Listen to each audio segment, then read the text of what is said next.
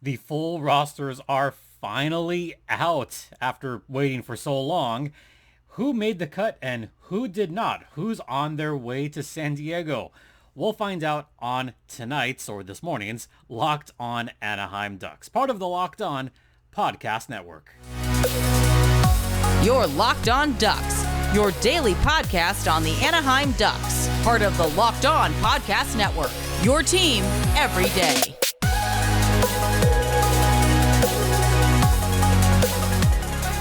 How about dem bums? Oh man. Whew, that was a lot of fun. I'll talk about that at the end of the podcast. But hi everyone.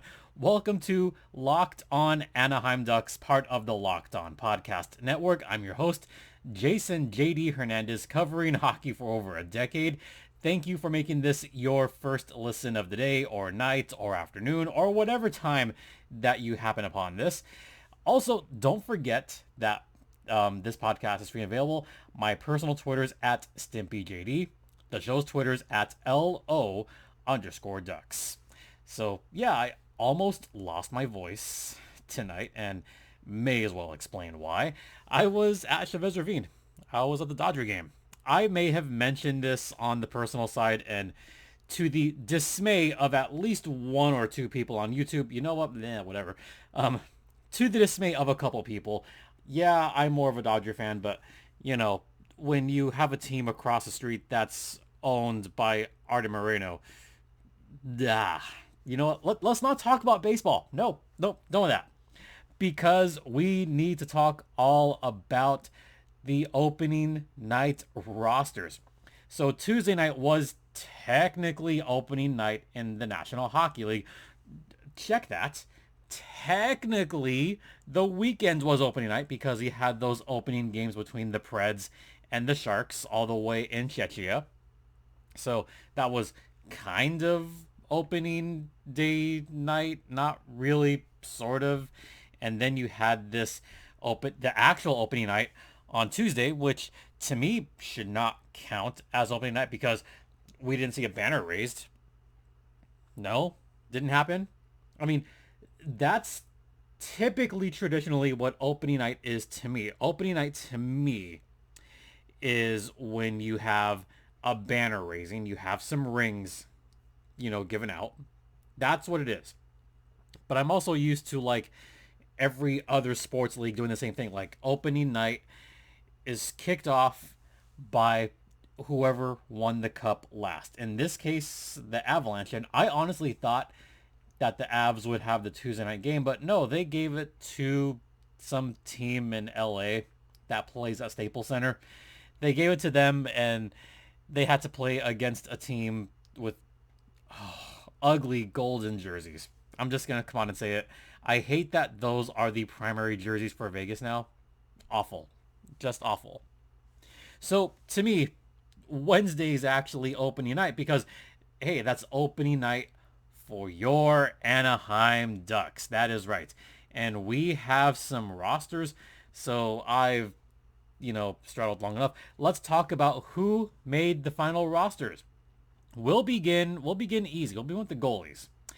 Your two goalies, once again, for the second consecutive season are John Gibson and Anthony Stolars. Stoley, the goalie, coming off of a pretty decent season with the Anaheim Ducks. And honestly, John Gibson had a great first half of the season. I've talked about this on the regular podcast, but John Gibson had an all-star caliber first half of the season, and he earned that right to make the all-star team. Everything that happened after Vegas just completely went south, not just for John Gibson, but for the Anaheim Ducks as well. So, yeah, hopefully John Gibson can find his form from his first half of the season. That's what we're hoping for. Anthony Stolars has always been a steadfast backup goaltender, and I've always been a fan of Anthony Stolars ever since his days with the San Diego Gulls back in 2018, 2019, 2020. I've always been a big fan of his, and even going back to his days with Lehigh Valley and the Philadelphia Flyers. I mean, come on, who can forget the gritty mask? he was the first one to wear a gritty mask. And I always thought that was the coolest thing. But as it is, Anthony Stolars last season had a pretty decent save percentage, 917. That's not bad. He had a 267 goals against. It's pretty good. Hey, his wins were good. He was 12-8-3. He won more often than he lost, with not one, not two, but three shutouts. So yeah, I'm a big fan of Stoli the goalie, but that should be the surprise to absolutely no one here. So let's talk a little bit about defense next. Defense, this one's a little tricky because I honestly thought that we would see, a little more youth there, but not so much. So here's what we have. We have presumably first line, Cam Fowler and John Klingberg. Those are presumably your first pairing for defense. Then presumably second line, maybe, Dmitry Kulikov and Jamie Drysdale. JD is back. He is now 20 years old, not a teenager anymore, and no longer mostly on the first line. I think JD is going to really benefit from having Kulikov, likely, or maybe not. Maybe it could be Nathan Beaulieu. Yeah, Nathan Beaulieu made the team, as well as Simon Benoit. He also made it. Kevin Shattenkirk. And then you have Colton White, who's probably going to be healthy, scratch a couple times, more than a couple times. And Urho Vakanainen starting the year on the injured reserve. That's kind of how it is. In fact, just to put this out there now, so Urho Vakanainen has been placed on injured reserve, and also John Moore is designated as an injured non-roster, so his money will be buried cap space. So those are your defensemen once again, just to put them out there in alphabetical order. Beaulieu, Benoit, Drysdale, Fowler, Klingberg, Kulikov, Shattenkirk, and White. And of course, Vakanainen on injured reserve, and John Moore, who is non-roster reserve. So those are your goalies, and those are your defensemen. And I do want to briefly talk about just who I think would be good pairings for defense. I mentioned it should be Fowler and Klingberg on that first line without question. That signing of Klingberg was a stroke of genius from GM Pat Verbeek. Having a one-year deal, not a bad idea, because this season could be one of the best starts the Ducks had, or it could be a dumpster fire, and the Ducks could always trade Klingberg at the deadline as a rental to some team and get a first round pick. I wouldn't mind that at all. I wouldn't mind either way. I would love to keep John Klingberg because I do think he would help this Ducks team a lot. But it's always nice to have that backup plan just in case. Second pairing. Now, I've seen Beaulieu possibly being second line defense. I've seen maybe Benoit. No, it shouldn't be Benoit. It shouldn't be Colton White. No. Vakanainen, I would have liked to have seen him get a chance at second line pairing, but he got injured in a pretty gnarly collision. So I think it will end up being Dmitry Kulikov and Jamie Drysdale. Kulikov can be responsible on defense, and I think he can really help JD out with some of his shortcomings. I mean, again, Drysdale is only 20 years old. And again, have patience. Have patience with the team in general, but especially the young guys. Jamie Drysdale is still learning the finer aspects. Like, he knows the game, but he's still learning the minute details that can take him from a great player to an exceptional player. So there's still those little details, but I think Drysdale's on the right track. And having a veteran like that, I mean, Kulikov, he's I think 30, let me look. I think he's 31, 32. He turns 32 later this month. So to have that veteran presence right along with him, I think would be ideal. As far as third pairing, it's going to be Shattenkirk and a mix between Beaulieu and Benoit. I would like to see Benoit get that opening night start. I mean, Benoit and Shattenkirk, at least that would put some youth on that pairing because Shatty, he is 33. Benoit, he's young. He's only 24 years old. Also a fellow Virgo, what up? And Virgo rising. I didn't say that. Did I? Yes. Benoit has always been a steady player with the San Diego Gulls, and he finally got his shot pretty recently. And I would think he's shown himself to be a highly capable defenseman for this Anaheim Ducks franchise. He looked good with the goals. He does have that pretty good shot of his, by the way. Maybe not a super big booming shot, but Benoit does have a good shot on him. And he's got good size on him. I know Pat Verbeek likes his larger defenseman with a good shot, and that's what Benoit could provide.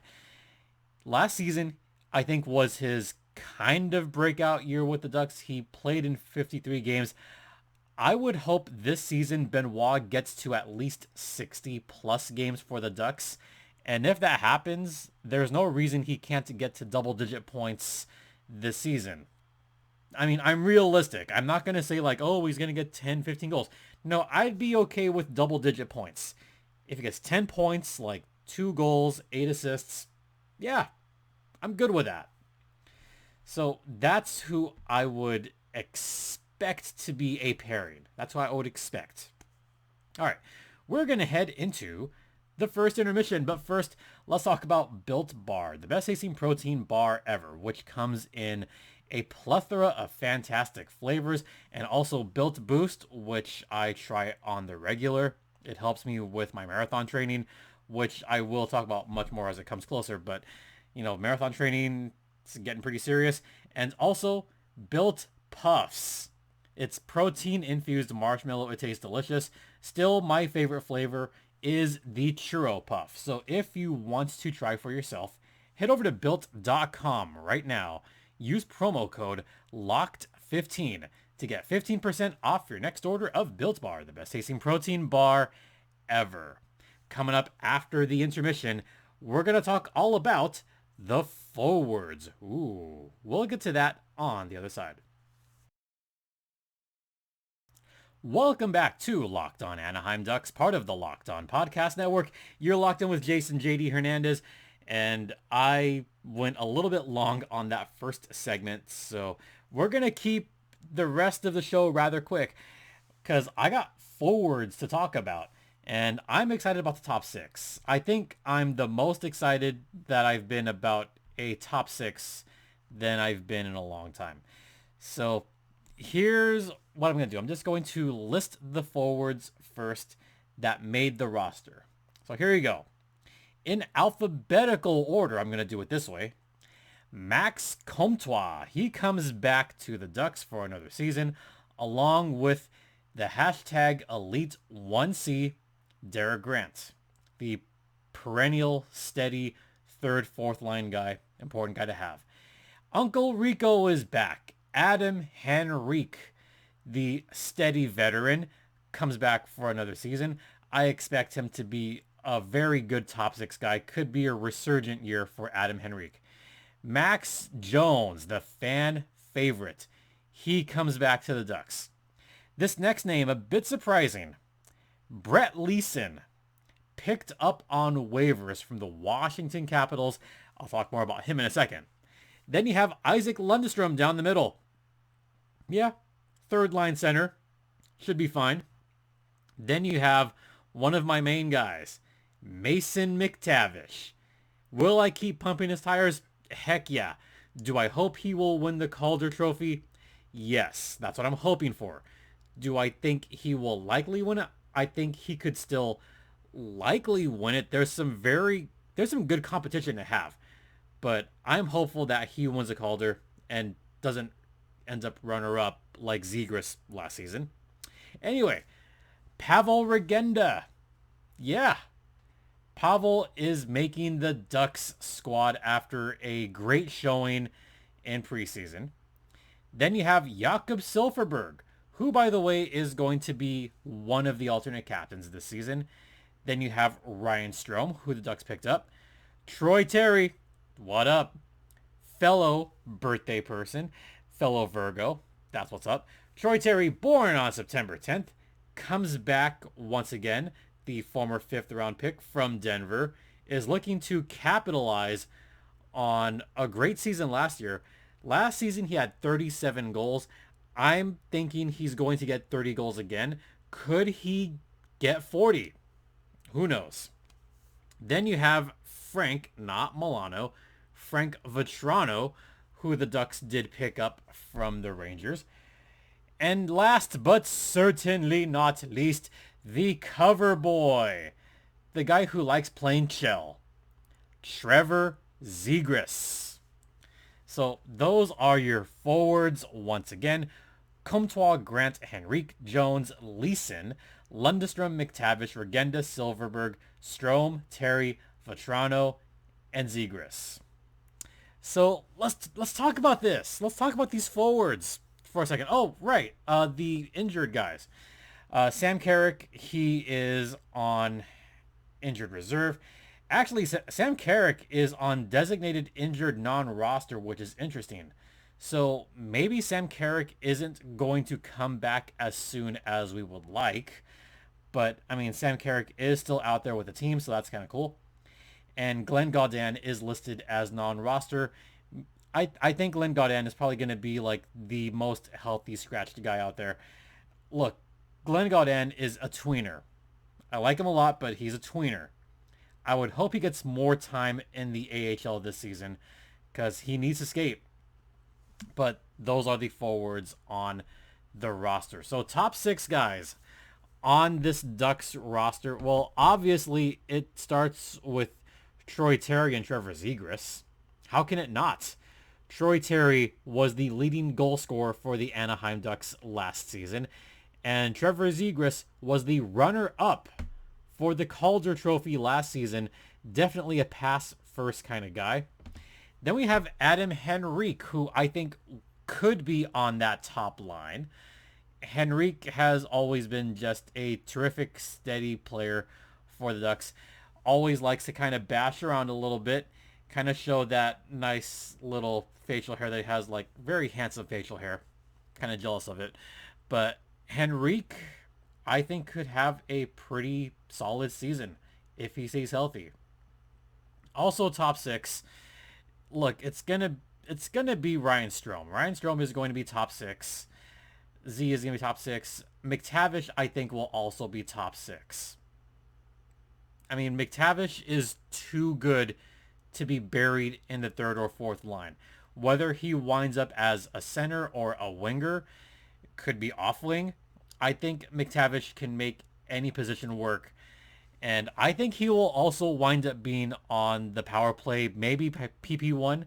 But I also expect him to see some time on the penalty kill. That is a great quality of his.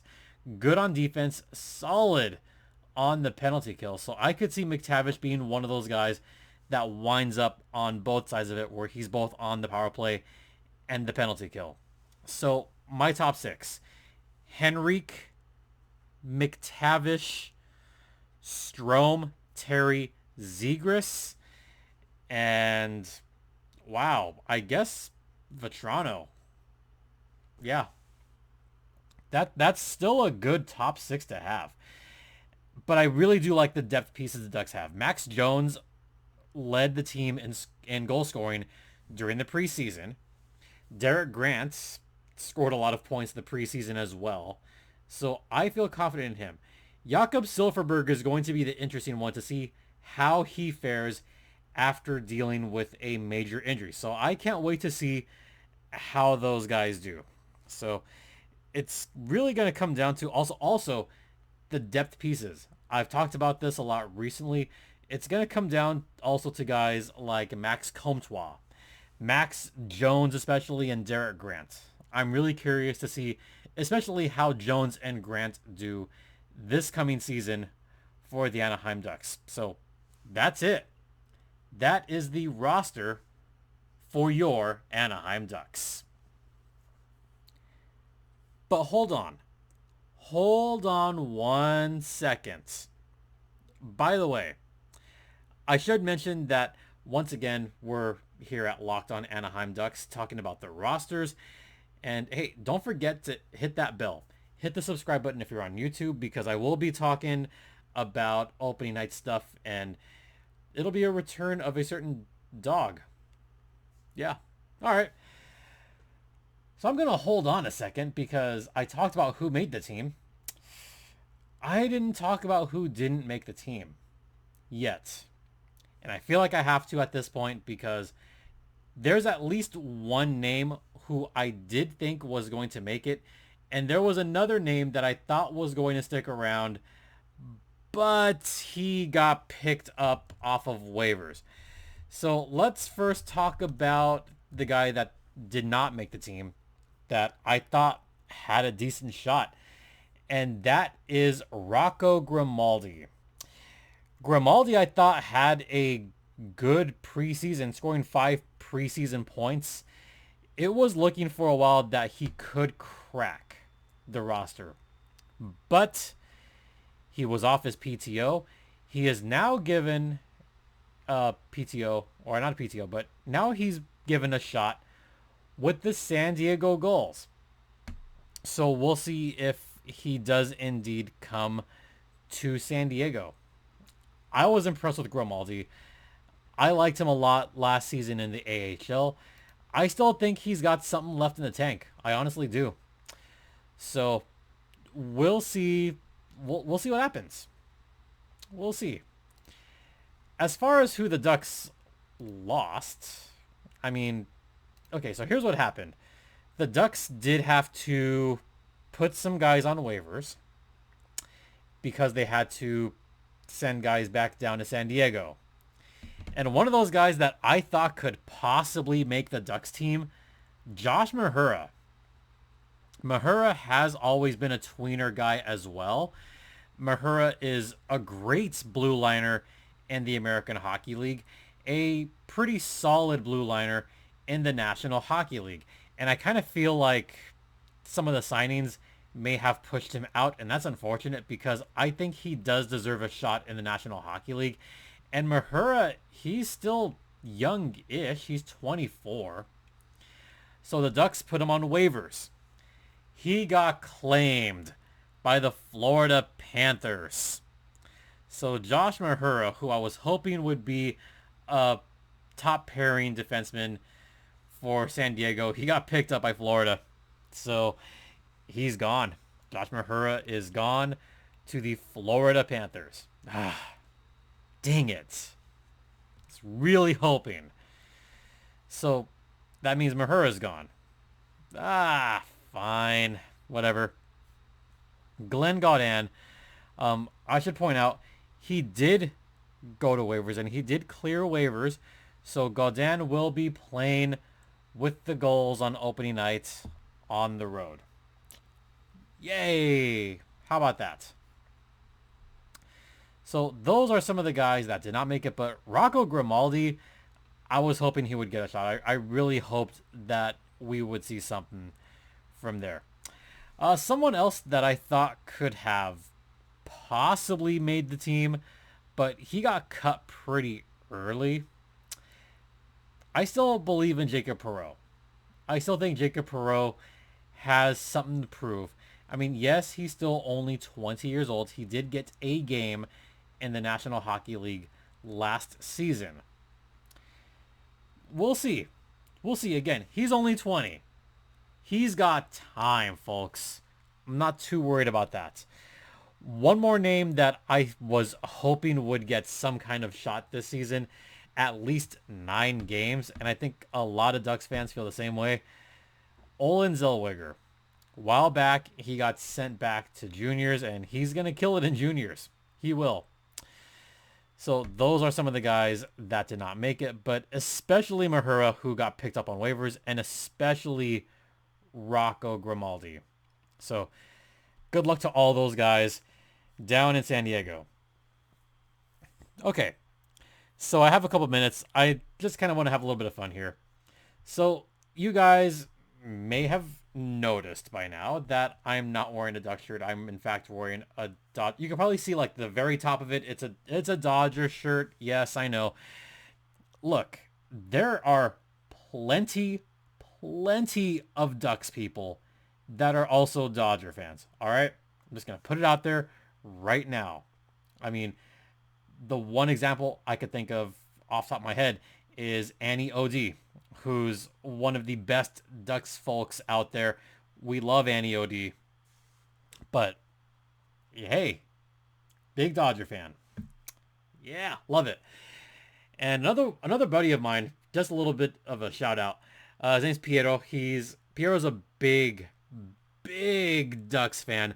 I've actually sat with him for a couple of games. Super nice guy. Sat with him for a couple of Ducks games. He's come up to check out some minor league hockey. Always love having him around. Him and his family are awesome. But he's also one of the biggest Dodger fans that I know. So, just going to say it once again. It's possible to be Dodgers Ducks. It's also possible to be Kings Angels. There's at least one person I know that is a pretty big Kings fan that's also an Angels fan. Hey, you know what? It can happen. You never know. So that's why this show is coming out early Monday morning. Or not early Monday. My days are mixed up. It's Wednesday. Early Wednesday morning. So the first episode, that was Tuesday afternoon. I got that one rendered. That one was good. And I had recorded a first segment, but then I realized that there was traffic, so I had to get going. And I realized there was a couple of errors when I first recorded. So I was like, you know what? I'm just going to scrap it. I'm just going to re-record when I get home and make sure I get every roster spot right and get every thought that I wanted to get out, precise. So I want to do it for you guys and make sure I put out at least something of quality. So yeah, that's why this one's coming out on Wednesday morning, because if you saw, the Dodgers game ended a little bit late, and if you saw, it was raining out there. Yeah, it was actually raining at Chavez Ravine. How weird was that? I mean, I've been to hundreds of games. Not often do I get to a game when it's raining. I've been to a rainy game at Dodger Stadium. My second one, actually. I've been to a rainy game in San Diego. I've done it in Colorado. Saw a rainbow in Colorado. If you're wondering what I'm looking at, I'll talk about that on another podcast. But, oh wait, there's my little poster there. So Colorado, I got caught in rain. Actually, you know where I really got caught in rain was Kansas City. Kansas City was a whole other adventure. Chicago at Wrigley Field saw a very long rain delay there. But still, by far, my favorite memory of a rain delay, well, two of them, Cleveland and Pittsburgh. Cleveland, because if it wasn't for a rain delay, I wouldn't have gotten a foul ball. And Pittsburgh, because that was just one of the most bizarre things I've ever seen. Yeah, I'll leave it at that. One day, I'll talk about, my baseball travels. Maybe I'll keep that on the backseat for, a non-hockey podcast at some point. But, yeah, I mean, I have baseball travels. I've been all 30. Yeah, I'll talk about that someday.